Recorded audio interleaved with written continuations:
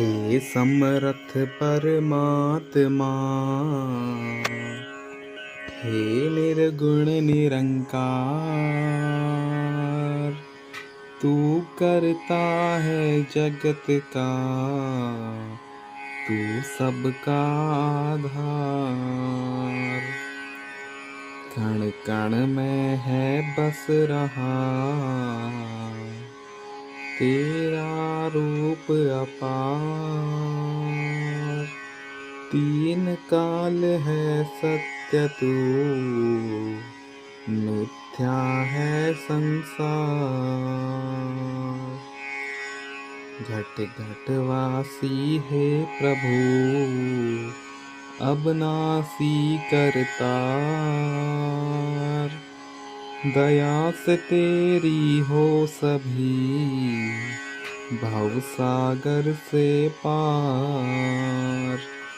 निराकार साकार तू, जग के पालनहार। है बेअंत महिमा तेरी, दाता अपरंपार। परम पिता परमात्मा, सब तेरी संतान। भला करो सबका प्रभु, सबका हो कल्याण। साथ संगत जी, प्यार से कहना धन निरंकार जी। तो आज हरदेव वाणी के शब्द में ये जो पंक्तियाँ आ रही हैं, हाँ जी, सम करके जो देख रही है वो दृष्टि है संतों की। पूरब पश्चिम उत्तर दक्षिण कुल सृष्टि है संतों की। तो ये संतों का जो ये सलीका है वो क्या है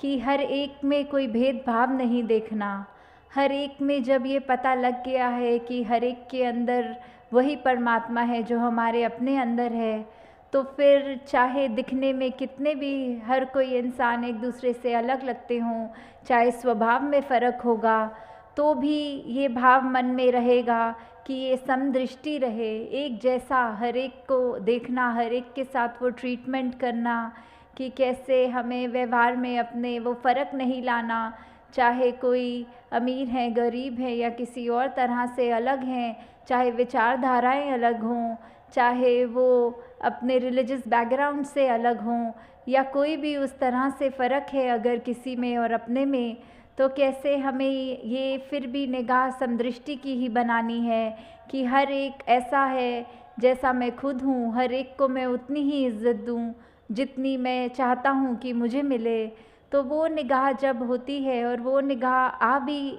हमारे चरित्र में तभी सकती है जब हम खुद पहले एक वैसे संत का जो जीवन है वो अपना पाएँ कि कैसे हमारे मन के भाव, हमारे दिल के अंदर क्या है, वो हम समस्त पूरे विश्व में एक एक इंसान जो है किसी भी बैकग्राउंड के, उन तक जब ये प्यार कर पाएँ इस तरह कि चाहे वो कहीं पे भी पूरे विश्व में रहते हों, फिर भी हमें यही देखना है कि ये इंसान सब अपने हैं। हाँ जी, इनकी दृष्टि नर नारी में परमेश्वर को देख रही, इनकी दृष्टि सारे जग में जगदीश्वर को देख रही। तो ये जो है नर नारी की बात यहाँ एक उस तरह ली जा रही है कि ये जो अगर जेंडर है कि एक हम शरीर एक नर के शरीर में आए हैं कि नारी के शरीर में आए हैं, तो शरीर का और आत्मा का तो वो कोई उस तरह मेल उस तरह की जो बात है कि हर एक के अंदर एक ही नूर है, चाहे नर में हो चाहे नारी में, ये आत्मा तो एक ही है। आत्मा का तो कोई जेंडर नहीं होता, आत्मा नर या नारी नहीं होती। तो भी ये जो जहाँ पहले भेदभाव की बात आती है, तो कभी कभी समाज में देखा जाता है कि ये स्त्री और पुरुष करके भी अगर कोई फ़र्क की निगाह रख रहे हैं, अगर इसलिए मन में कोई ये नफ़रत के भाव जन्म ले रहे हैं कि एक इंसान नर है और एक नारी है, तो उसका भी जो फ़र्क की बात आती है वो नहीं करना। ये इक्वालिटी की जहाँ बात आती है, क्योंकि हम जिस नूर से उपजे हैं वो ही नूर सभी में है, चाहे वो नर तन में हो नारी तन में हो। तो हमें यहाँ बात वही है कि एक निगाह की बात है कि जब हम ये देखते हैं कि हमारे अंदर जो एक भाव है, मन से उठा हुआ, एक मन में जन्म लेता हुआ भाव, उसी को हमने उस तरह एक चैनलाइज करना है कि हमारे भाव भी जो हैं वो हमको क्या दर्शाना चाहते हैं, क्योंकि हमारी निगाह वही देखती है जो हम देखना चाहते हैं। तो वही बात कि जैसी दृष्टि वैसी सृष्टि वाली बात, कि हम अगर फ़र्क देखना चाहेंगे तो फ़र्क दिखेगा।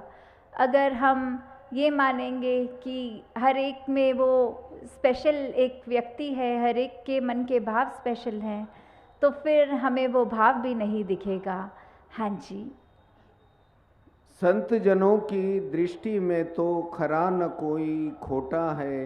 ऊंच नहीं है नीच नहीं है, बड़ा न कोई छोटा है। तो ये संत के मन में ये जो भाव आते हैं कि कोई भी व्यक्ति, वो खरा खोटा वाली बात तो आती ही नहीं, कोई ऊंच नीच की बात आती ही नहीं, कि कैसे वही हम जब रिस्पेक्ट की बात है यहाँ, कि जब हम हर एक के अंदर ये सोचेंगे कि ये इंसान चाहे कैसा भी है, पढ़ा लिखा है नहीं है, चाहे वो कोई भी बोली बोलता हो, चाहे खाता पीता, ये जो एक कल्चरल डिफरेंसेस हैं वो कैसे भी हों, वो व्यक्ति भी जब श्रेष्ठ होता है, तो फिर हम यही बात जो दासी पहले भी जिक्र कर रही थी कि सब ये नज़र वाली बात है कि हम अगर अपनी नज़र में वो अच्छाई देखना चाहेंगे तो अच्छाई दिखेगी, क्योंकि ये नज़र ही बदलने से ये नज़ारे बदलते हैं। तो हम जो भी करें किसी को उस तरह ना मान के करें कि ये व्यक्ति कुछ छोटा है या ये बड़ा है। तो वही बात आ जाती है कि हमारे जो स्वभाव की बात आती है कि हम चाहे दूसरों को स्वभाव में अगर कुछ ऐसी चीज़ है कि वो हमें किसी प्रकार की भी चुभन दे रहे हैं, तो हमें वो बर्दाश्त की बात, वो सहनशीलता की बात, वो अपने मन को बड़ा करने की बात, क्योंकि वही बात जो एक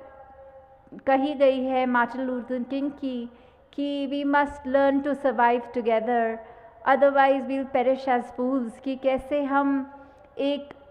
समझदारी से ये सीख लें बात को कि हमें अगर रहना है तो हर एक के ये जो डिफरेंसेस हैं, हर एक में जो हमें बातें चाहे पसंद हैं नहीं पसंद हैं, उससे ऊपर उभरना है, हमें एक साथ जीना है, हमको एक साथ इसी में ही समझदारी है कि हम एकत्व की बात रखें, मन में मनमुटाव ना रखें और एक साथ जिएं। वरना तो फिर अगर हम जिएंगे भी तो वो बात ऐसी आ जाएगी कि हम एक दूसरे से ही तकरारें करते रहेंगे, एक दूसरे से ही इतनी नफ़रत, इतना वैर, ऐसे भाव मन में बसा लेंगे तो दूसरे के साथ हम रह नहीं पाएंगे और इससे नुकसान सिर्फ़ और सिर्फ हमारा है। तो हमें सिर्फ़ यही बात को ध्यान रखना है कि कैसे हम अपने जीवन में जहाँ एक साथ जब तक रहेंगे, अपने आप का भी कल्याण वही है हमारा, तो आगे यही इसी तरह हम अपने जीवन में ये खुशबू रखें, ये जीवन हमारा हर पल और सुधार ही हो इस जीवन में और गिरावट की ओर ना आए। हमारे पल पल में कर्म ऐसे हों जो हमको भी एक खुशी दें, औरों को भी खुशी दें, और ये बिल्कुल हमारी कोशिश ना रहे कि अगर हमको अपने आप को ऊंचा करना है तो हमको किसी दूसरे को धक्का मार के गिराना होगा। हमें अगर ऊंचा होना है तो अपनी सोच और कर्म से ऊंचा होना है।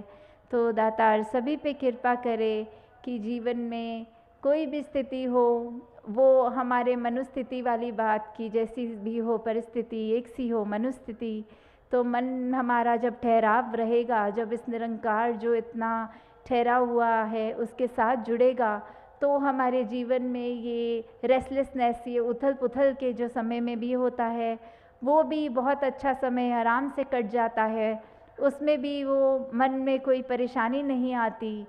तो हमें इसी तरह ये सिमरन का आसरा लेते हुए सत्संग का, सेवा का अपने जीवन को आगे से आगे बढ़ाना है। साथ संगत जी प्यार से कहना, धन्यवाद जी।